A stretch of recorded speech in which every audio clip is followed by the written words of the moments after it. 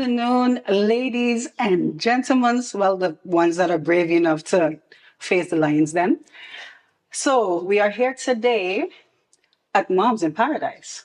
Welcome to Moms in Paradise. My name is Nashila Brooks. I will be your drink mistress today. As we get ready, the ladies will do their roll call and then we will make our drink for the day. Hi, I'm Georgette. I'm Glenda. Sharika. All right, ladies, today, since I'm drink master, I chose to have Amaretto-sour because that is my drink of choice. Nice. Of course, as we always do, we do one drink with alcohol and the next without. Today we'll make the ones without, the virgin ones, and me and my soul sister over here, we will have ours a little bit. The fun ones. The fun ones. So to make, I said what I said. I said what I said. I said what she said and she meant it. Let's go. Okay. In order to make our non-alcoholic drinks, we need some pineapple juice. Okay. So we're gonna fill that till about here for me. Okay.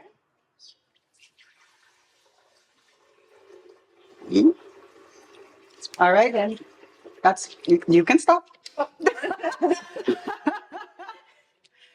Give me some. We'll put in some lemon juice because sours? some sours. We have this, but it's always best with some fresh lemon juice. Like the extra sour there. Extra sours. You need some maraschino, cherry, juice. Okay. But also we have a little bit of cane liquid that we're gonna put in For the sweetener. for the sweet. I just want to be known that I've been kicked off of the assistant.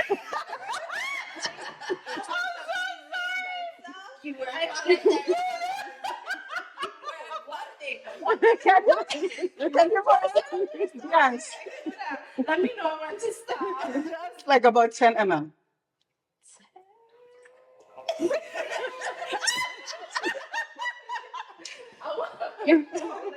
To our Georgette's nightmare, we're gonna hit some egg whites. And then a hint of almond essence. I think. Is it even open? Yeah. There's no hit. There's nothing coming out. Georgette? A hit, she said. A hint? Oh, we need a more bit. Hint. Okay. There we go. All right. Look like a hint. So mix a little bit until it's doorzichtig. And doorzichtig in English is clear or pale.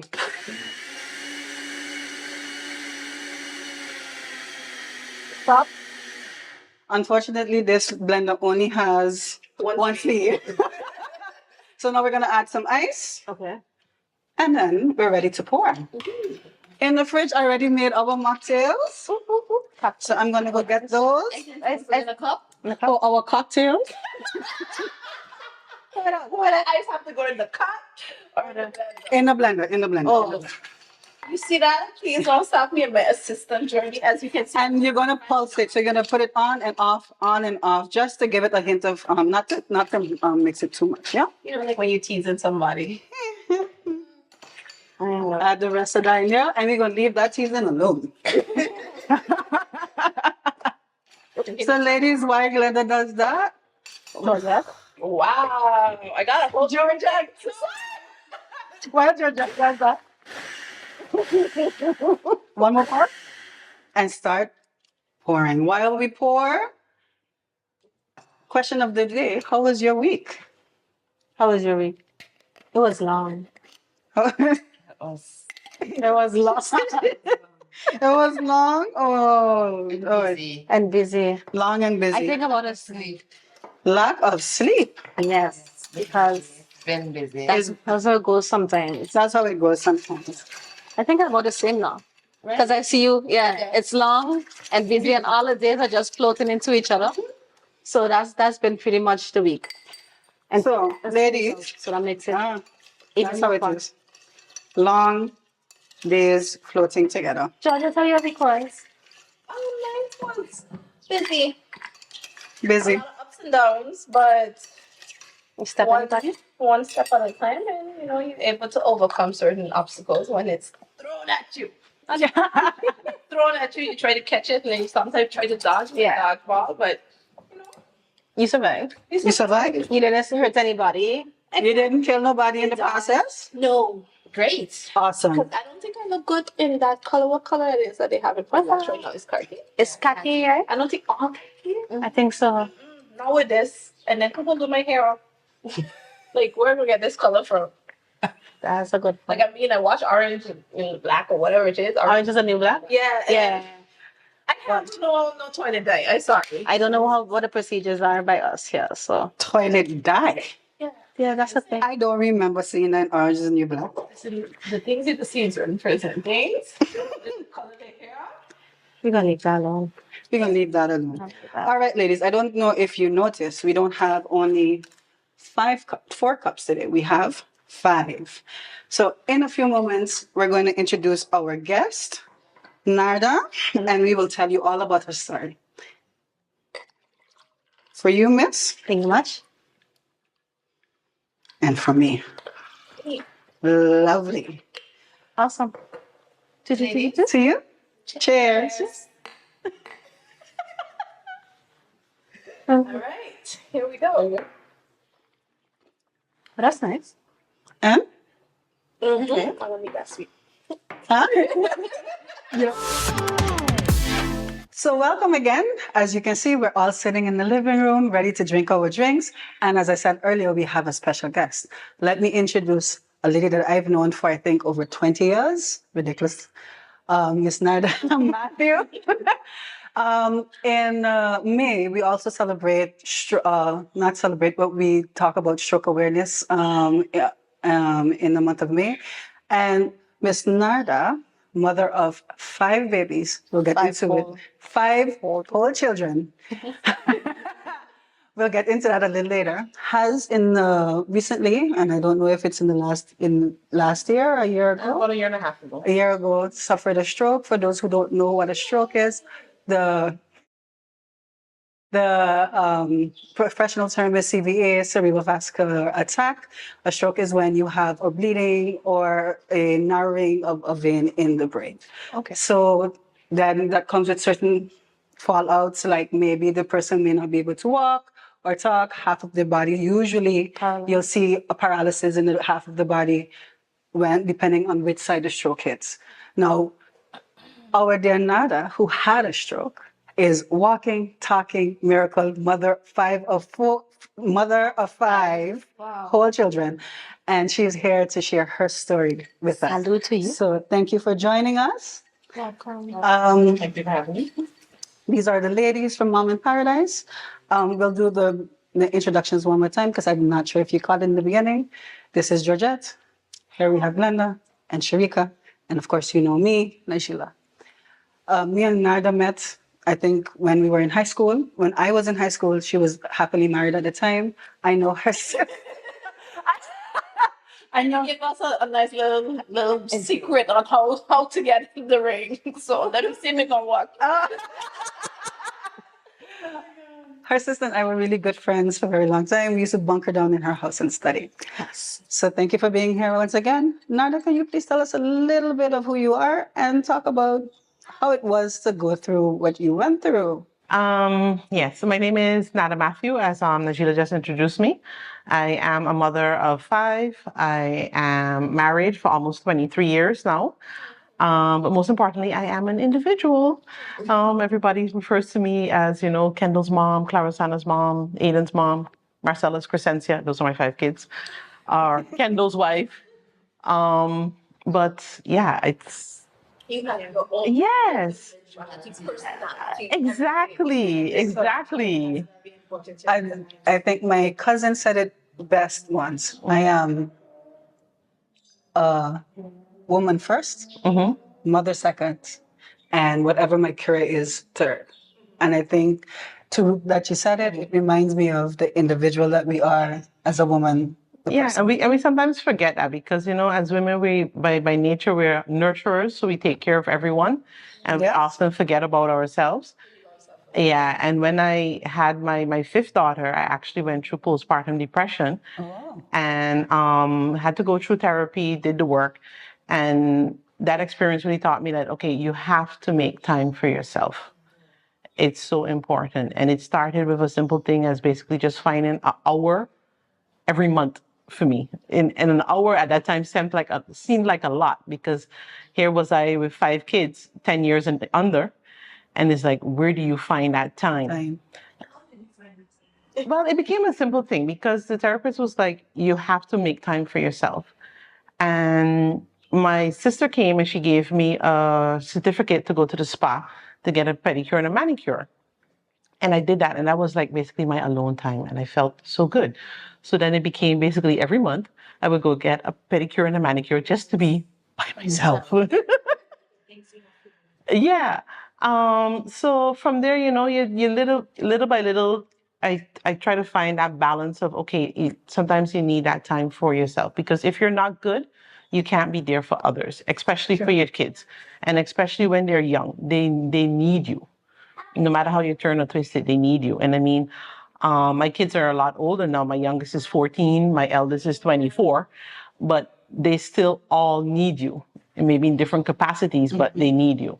So how can you be there for them, but still be basically an individual, be there for yourself? Yeah. Yeah. So it's, trying to find that balance, and it's hard. It's a challenge every day, and what works today doesn't necessarily work tomorrow. So yeah, I just continue every day to try again. As you should. Can I ask, how old is your oldest now? My eldest is 24. He actually graduated. He's a mechatronics engineer. Oh, what? I know. It took me a minute to fully understand that. But it's, in a nutshell, it's basically robotics. It's everything from design to building, to also the software engineering, so programming a robot. I mean, talk about Smart. yeah, I got it from his mama. Of course. Also a bit of electrical engineering. So he started working last July as a junior software engineer in the Netherlands. He's here right now actually for Carnival. He's leaving tomorrow. Yeah, my elder daughter, she is a chef, and now she's doing her bachelor's in dietitian nutritionist. Oh, nice. We need more of those. I know. But she kind of drives me crazy. Don't eat this. But anyway. Then my second eldest son, he is studying chemical engineering. And then the last 2 are in high school. You just have a lot of smart kids. I know. That is a blessing. It's a blessing. Because when they come out dumb, seriously. No. Listen, I say that, but no child is dumb. And I What? think no child is dumb. I think the tend to thing is, disagree. no, you have to understand how to say, or be able to help and nurture that child to realize That's their true. full potential. Yes. Because one of our kids has dyslexia, was then also, how to say, in high school diagnosed with autism as well. Okay. But it has been a real journey for him. But knowing is half the battle. So once we did, how to say, have that diagnosis, and then was able to work, how to say, with the psychologist and also with occupational therapists and so on, he has been able to realize his full potential, or he's still realizing his full potential, because you went from a child that would not even open to a book, that basically would lock himself in a room and study for hours on end. Oh, And nice. became how to say, basically a straight A student. When he sat his CXC, he got straight ones except for language. Yeah, language. The language he got, it's his struggle. It's his lifelong struggle. Yeah. So he got a 2 for that, but still, it's really great. That's good. That, You understand? But again, it was helping him to understand and to unlock his his potential. So I didn't, when I said dumb, I didn't mean intellectually or intelligence. We're not talking about that. I was just really kidding. So don't come for me. Don't come for me. No, don't come for me. I was joking. Joke, all right? Really beautiful to hear. And I'm really happy that you guys were able to get him to unlock his potential, because not everyone is able to do so. That's very true. And I mean, how to say, when he was in school, primary school, high school, This would be my argument. Basically, every school year, I would have to go back into the school. Hey, guys, remember, we have a IEP plan, which is an individual educational plan. We have to adhere to it. If we don't adhere to it, what happens then is that he shuts down, right? And every time you keep on having to go back, repeat the same thing, and then people would come, "Oh, you're such a good mom." And I said, "Okay, thank you." However, what happens now to the child that their mom doesn't have that capacity to be able to fight for their child? I said, we're sending our children to school with professionals. Supposedly. You understand? So for me, you guys also have to do your part. To help You understand? It shouldn't be me constantly having to come and knock on the door. Yeah, so I'm saying, okay, in school for so long. Like you're supposed to know this kid. exactly, What especially you need to do with this kid. especially in high school. It's like, okay, there's constant changes with the student, the teachers and so on, and then teachers coming in, teachers going out, and I'm like, okay, you talk about basically communication from the parent side, but what about the communication that's happening internally? You understand? Why is it that I have to come and sit with basically almost every individual teacher and go over the same thing information, yeah. year after year, month after month? It's supposed to be there. It's supposed to be there. They have it on file. The question is, Are you do they communicating? communicating, and do you commit it to memory? Right? Exactly. And then how to say again, in our Caribbean culture, there's a lot of ignorance because that particular son, he's been through where teachers came and said, "I'm going to cure you from dyslexia." Like what? I said, really, I would like to know what that cure is. Please share it so that everybody can be cured. Exactly. And it's not some disease or whatever. It's Understand? just a different way of learning. It's exactly because when I look at that particular child, when he went through the whole process of being diagnosed, they also basically how to say do testing of your IQ and so on. And this is a child that has a very superior IQ, Yes. but his reading and writing level is way down there. But like I said, so every disappointment is a blessing because after Irma, we sent the kids to the Netherlands for a couple of months. And there he was going to a private school. And we sent obviously all of the information, all of the reports and so on. And they were like, sure, that's not a problem. And it really wasn't a problem for them because they knew how to deal with it. So there would be certain classes where he would just sit in the regular class and other classes where they would take him out and he would be basically how to say get that special attention. One-on-one. Not one-on-one, but the small group of The smaller groups, yeah. And then what they did as well is that they were like, okay, in this day and age, there's a lot of technology available that can help you. So one of their focus was like teaching him basically how to use his iPad to his advantage. It's true. So up to today, when he writes a report, you would think like, wow. But what he does is basically voice dictation, and then he has it read it back to him. And then he fully understands or can decipher where exactly the errors are. But if he has to sit down and type it or write it himself, it's just basically he doesn't have that full ability. And have to read it himself too because he can misinterpret one word and it gives everything a total different meaning. Yeah. You understand? So again, using how to say the tools and to our advantage that are there today. And that's something we need to bring more into our classrooms here because that was something too we had to fight for a lot with him in high school. And eventually they came and they were like, okay, yeah, we're going to allow it and whatnot. And I said, oh, great, thank you. I said, but please allow it for the other kids as well that are struggling. And that has always been our thing. Okay, not just basically our kids, but okay, what about those others or those that basically that their parents are not able to speak up for them? Then my question would be like, are those teachers then able to identify if children have learning disabilities? They should be able to. They should be able to. They should be able to identify. They don't necessarily have to know how to support it because that's not their thing. But they're supposed to be able to identify that there is something. Yes. So the actual diagnosis comes from orthopedic. But the teachers are able to identify, well, the reading isn't coming up to the level that it's supposed to be. And but you can see in other areas, this like for your yeah, the intellect, you can see his hair, but we're struggling here. So it's the, you're supposed to be able to and that was the funny thing because in his case, in first grade, he was referred to student support services because they thought he had a social problem. So we went through that entire trajectory, came back, hey, there's no social problem, or at least basically nothing serious that would basically affect him academically. And then about 2 years later now, I was the one that then rang the bell and say, hey, could it be that he has dyslexia? And it was actually summer vacation, and I'm messaging with the principal, and she's like, Nada, no. And I'm like, what about this? What about that? And she's like, no. And after maybe near an hour in the conversation, she's like, you might be right.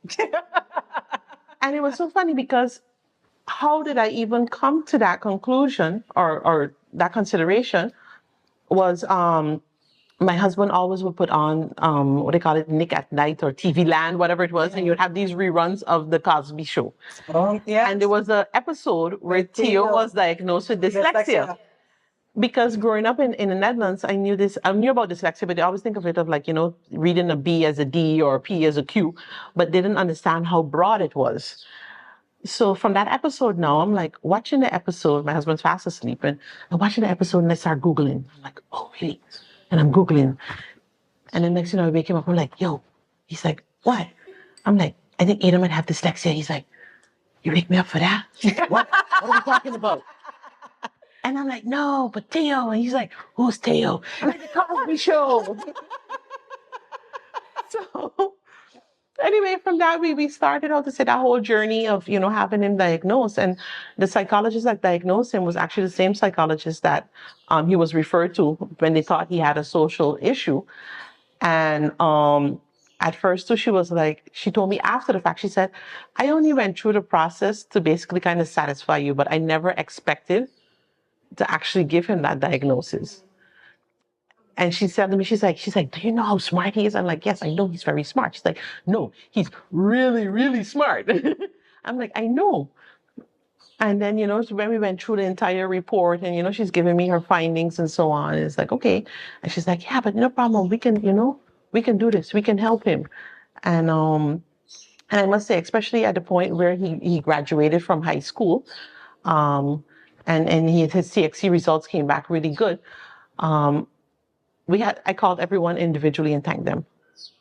The psychologist, the ergotherapist, the occupational therapist, the teachers that basically really, really helped him.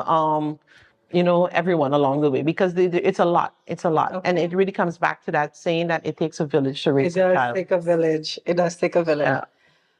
Whew, that was a really lovely story about Aiden, I think. That's it. Yes. But I do want to still touch on your story about the stroke. Yes. Really quickly. I do know that you had one, but I don't know the story about it. What was the journey? It was actually a minor stroke, which they call a TIA, a transsystemic. It's transsystemic attack. Attack, yes. There were multiple of them. Multiple? Yeah, about 2 or 3. Uh-huh. Just before you get into your story, we just want to have a cheers. And then as soon as we finish, take our sips and drinks. We'll be right back. Welcome back. We are here with Nada, and she was just about to tell us about her stroke, her experiences going through that journey. Can you please let us know? Yes. So I was actually attending 11 a.m. Mass in South Reward, and around 11:30, during the Mass, you sometimes you get up, you sit down, you kneel. So I was about to get up, and I reached the bench in front of me, and I realized I had no feeling in my left hand. Now I do have arthritis and a whole bunch of other things, so I didn't think of anything at first, So I stood there and I was massaging a hand, trying to get the feeling back. Mm-hmm. And at a certain point, I looked down and I realized, when I pressed my hand, it left an indent. So I was like, oh, my hand is swollen. So now I'm trying to take off my rings, so I'm fighting to take them off. And then at a certain point now, the pain started to move from the hand till about the elbow, and it was just going back and forth.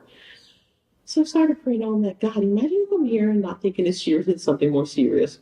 So I'm saying to myself, give me a sign if it's more serious. And before I finished my sentence, my vision blurred. I was like, okay, I want to take it.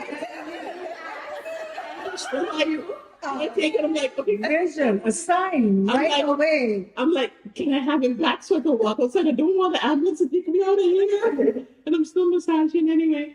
So it's like kind of like, my vision is coming and going. So I just grab my phone. Sorry? By yourself? No, my son was sitting next to me. He's 16 now. He was 14, almost 15 at the time. And my daughter is an altar server, so she's up on the altar. And I don't want to like alarm and basically disturb the mass. I'm like, I don't like attention. So anyway, I got up, I just grabbed my phone, left my bag, everything, and I went outside and I called my husband. And I'm like, Kenneth, I'm not feeling good. I think I need to go to the hospital. And how to say, knowing me, he's like, okay, if she says she needs to go to the hospital, she's not actually driving herself there, something has to be seriously wrong. So he's like, I'm coming right away, which he actually did because, many times men tell you they'll be there in 5 minutes, and an hour later, you're still waiting. But, That is true. yeah, but he realized, that's kind of how to say, yeah, knowing each other. We You know what to do. Yeah. yeah, we've been together 28 years now. We married almost 23. So anyway, he came.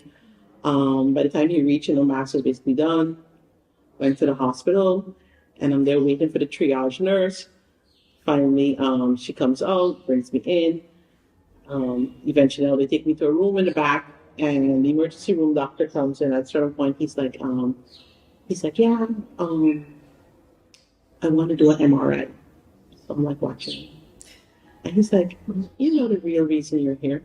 I'm like, no, you tell me. he's like, I know, right? He's like, I don't think it's that serious, but still, we want to be on the safe side. Yeah. He thinks it's, maybe something with a nerve. And, but anyway, he's like, yeah, we're going to do an MRI. Just make sure to rule out that you're having a stroke. So I'm like, okay, no problem.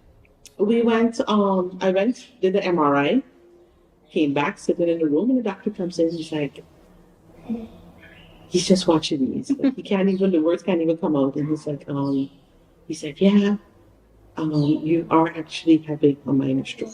Having Currently at Yeah. involved. Yeah. Evolution. So I'm like, now tears start to come down. And he's like, it's okay. Don't see this as something bad. And he's like, we're too young for this. And I'm watching him. I'm like, you look like a baby compared to me.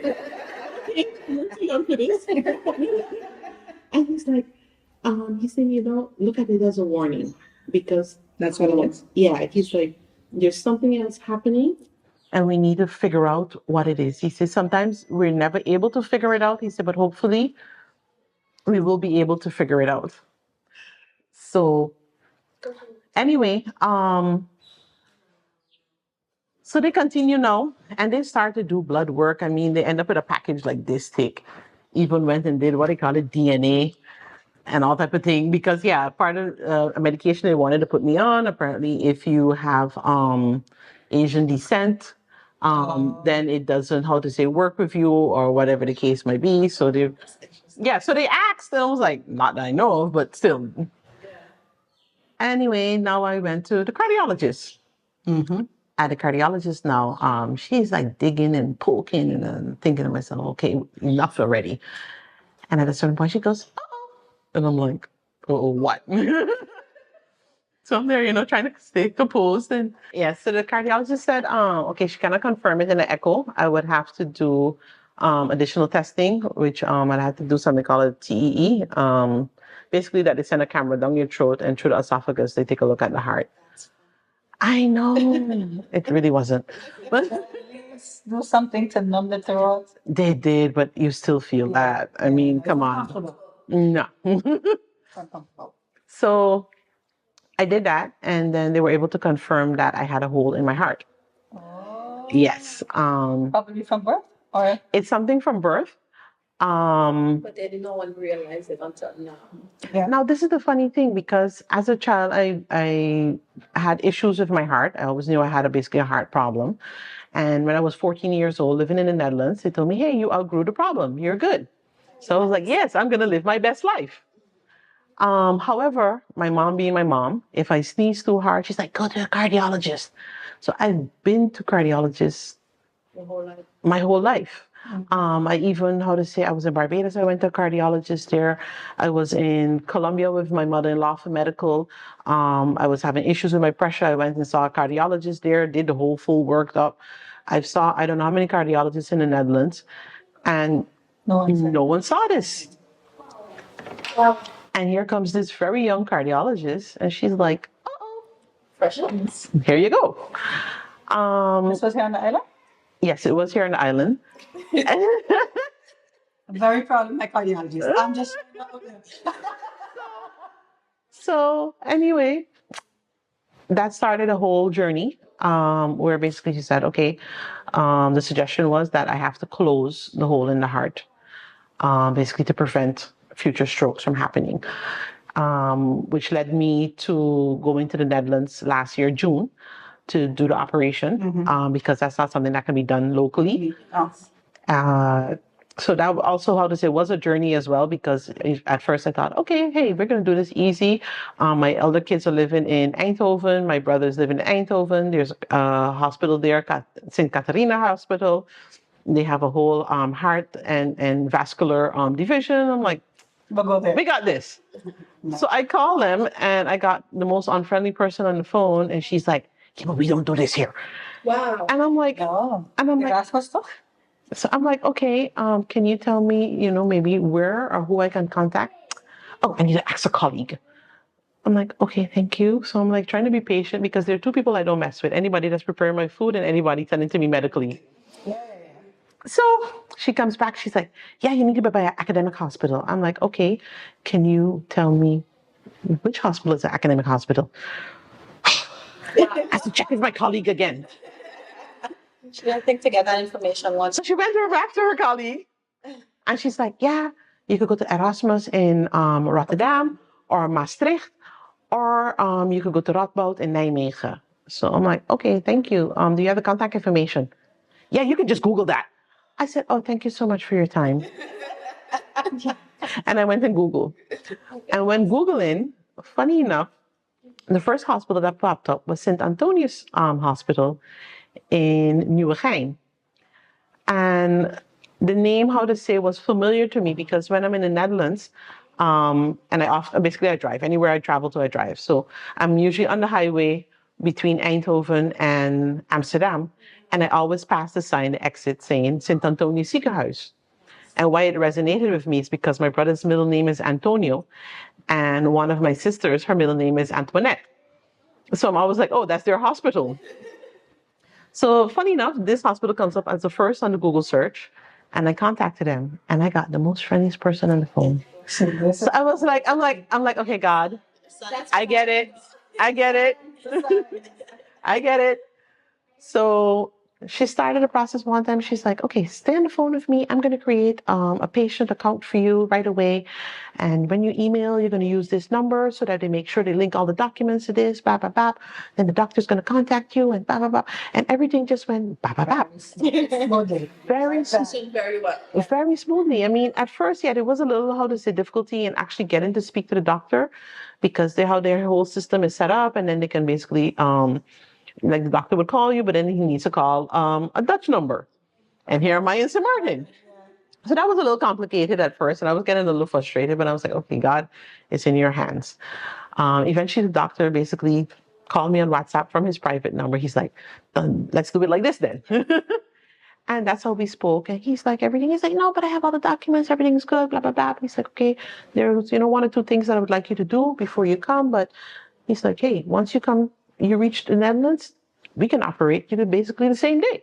Wow. Nice. So I arrived in the Netherlands on the Monday, and Wednesday morning I did my operation. Wednesday afternoon I went back home. Were discharged. I was discharged. Just like that. Recovery? The recovery, it was good. I feel like there's a but somewhere there. The problem is still your mom. Yeah. So that's the reason why I asked. Yeah, So, doesn't stop. So they're like, okay, you could just have to take it easy, at least until Sunday. You just basically lay in bed, don't do anything much. Obviously you have to go to the restroom or whatever. So I'm like, okay, I'm a good girl. I can do this till Sunday. I did. And then Monday came, and I was like, okay, and now I'm free to move. Yes. Yeah. Mom mood back activated. Yeah. So my mom's gonna kill me now when she sees this. But anyway, so I went into the Albert Heijn, and I went to reach for something on the shelf, and I just felt all of a sudden like I was gonna faint in the Albert Heijn. I'm like literally holding on to the shelf, and I'm like, God, don't let me faint. I don't want an ambulance to take me out of here. Your recovery of the You did. You just so doesn't recover And nothing. so, they're stretching. You're stretching. I know, right? I know, right? Stretching and going down. So in Albert Heijn, they have like these little seats where kids can sit down and they can play little games, and there's like a little TV. So that way, So I went and I sat there, right? And here comes this little boy now watching me. like you're not supposed to be there. So I'm like, would you like to sit here? He's like, Mhm. I'm like, give me 1 minute. I'm going to get up now. So I'm like, okay, I can do this. Let me get up. So I got up and he's still watching me like, are you okay, lady? I'm like, I'm fine. Yeah, so he sat down and he's like playing his game. And I'm like, why did you have to come along? But anyway, I did go back home and sit down quiet for the next couple of days. I was like, Some sort of lesson was learned. yeah, it was. And then, of course, you had to come back home, and then the Yeah, but I did, race starts again. but I did stay. Change certain things after that doing so. I did stay in the Netherlands for 2 months. Okay.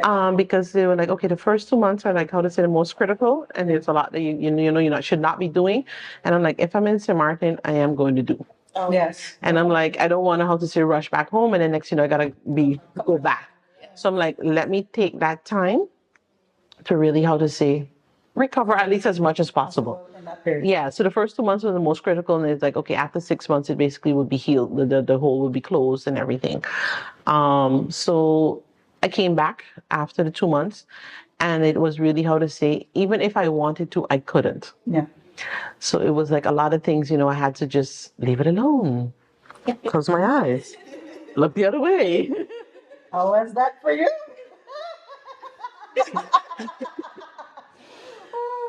But I must say, how to say, my family has been extremely supportive. My children, my husband as well. The older kids, well, actually, all of them somehow think that they're my boss now. They're like, yeah, mommy, leave it alone, sit down. Yeah, I just say I got thing because I do that with my mom when she's sick. I was like, listen, have a seat, relax, sister. It's okay. Eventually, she'll do it to me too. But Yeah, something like that. So I would say, yeah, it's just been a journey, and it's I mean, I'm somebody that's always how to say full speed ahead. And it was like, really had to take that step back. Not just with how to say work, but also in your personal life. And then, yeah, so for the first year, it really was how to say a journey. And then from last year, November, I mean, things just kind of picked back up automatically. What is your takeaway from this whole thing? Because I mean, what did we learn from going through the process, having to take a step back? What is your takeaway? What would you like to share to others that? What would I like to share to others? I mean, how to say, I always share, this with others, but then sometimes you don't actually practice it yourself. It's like, okay, you don't have to do everything yourself. yeah. Or, it's okay to, how to say, Delegate? yeah, not just dedicate, but especially ask for help. Ask for help. Because, I had this experience as well where I went to the supermarket, and the cashier there was just being really unfriendly. And even though I tried to tell her, like, hey, I am a heart and stroke patient, and, I can't. And she was just like, whatever with you. That after, I got into the vehicle, I just sat there crying like a fool. And I'm trying to call my brother, not getting him. Trying to call one of my sisters, not getting her. Calling my husband, it was like nobody was answering the phone. So I'm like sitting there in the car crying for like 20 minutes, can't console myself. And then eventually my brother called me back, and he's like, what happened to you? And I'm like, the cashier was mean. And he's like, seriously, that's what you're crying about? It's more than just a cashier. Yeah. There's a whole lot going on in this Yeah, moment. but when I started explaining and whatnot, he's like, yeah, but he's like, you should not basically be going to the supermarket by yourself. Or, there's certain things you should not be doing right now. He's like, just take the time. Yeah. And I'm like, I know, but But I'm like, when is this going to be over? But yeah, it's hard, especially when you're a very independent person. And I think especially too, like when I first had the stroke and I couldn't drive. yeah. And I'm sitting at home and I feel like a hostage. You gotta wait for someone else to take I gotta wait for someone. Oh my God. That was like torture. And I mean, it's not to say that I wasn't getting the help, because if it wasn't one of my sisters, it was my husband or even my mother-in-law came. But still, I'm like the type of person that's like, okay, when I'm ready to go, I just jump in the vehicle and I go.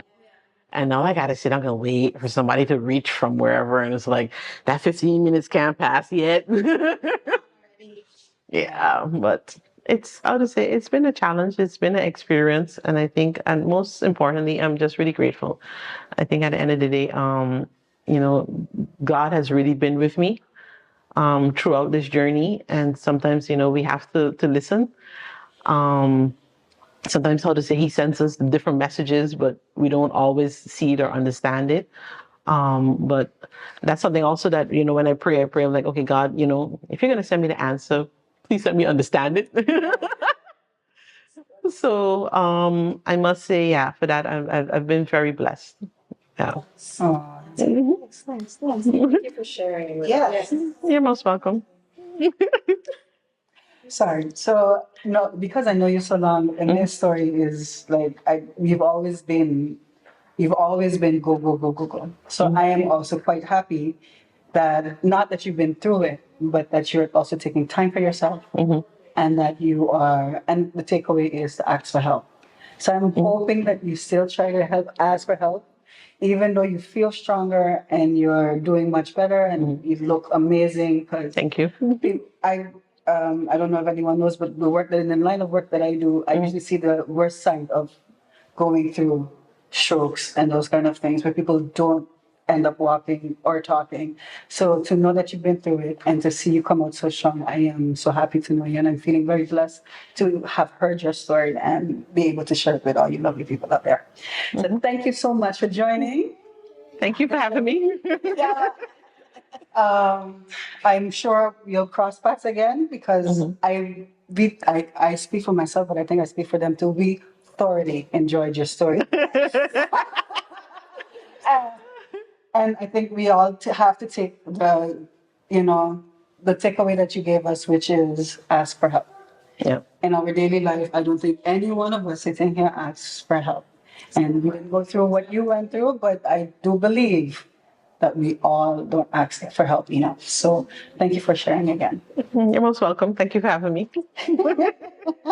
So as we come to the closing, we always like to do this thing where we share our mom moment. Does anyone have a mom moment to share?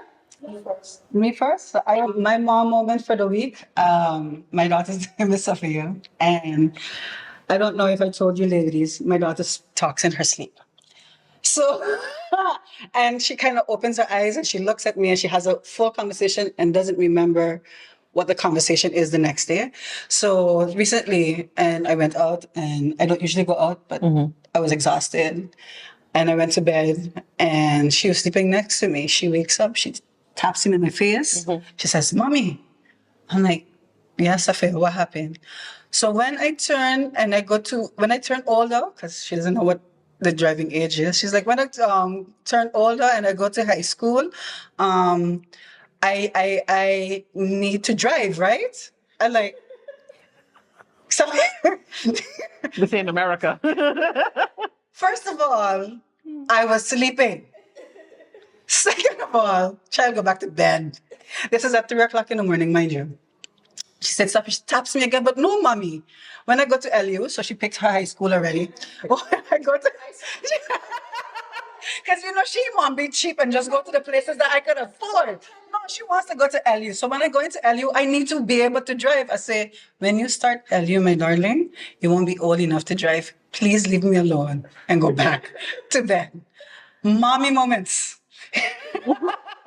Does anyone have any other mommy moments to share that you guys experienced this week? I'm childless for the week, so. Amen. So that must be nice. You gotta tell me these secrets. How do you do this? How do you get childless for the weekend? I think have a teenager that doesn't want to hang around their parents. Hang around, but doesn't like going out. Oh, because you are working this week. Yeah, doesn't like going out. You know then. Right now? That's a good teenager to have. I can wait when she get older. Oof. You and me both, girl. Oh, so we all in the same. We all in the same place. Because from the moment she sees me put on that slippers or the shoes, she goes, "Oh, we're going somewhere." Where we going? What we doing? We are not going anywhere. And just, stepping outside. But mom life. Mom life. It must be. It's the girls, maybe. The girls like being out. I don't know what it is. We should find a reason. All right. So as we close off, we would like to thank you for joining us today on our Mom podcast. If you like what you see, please like and subscribe. You can find us on all media outlets, Instagram on Moms in Paradise Pod, on Instagram and Facebook. If you want to send us your mom stories, please do and send it to Moms in Paradise, XXM at gmail.com. And we'd like to remind you that paradise is something that you've experienced, is in your mind, and enjoy the moments when you have them. Thank you and see you next time. Bye. Bye. Bye.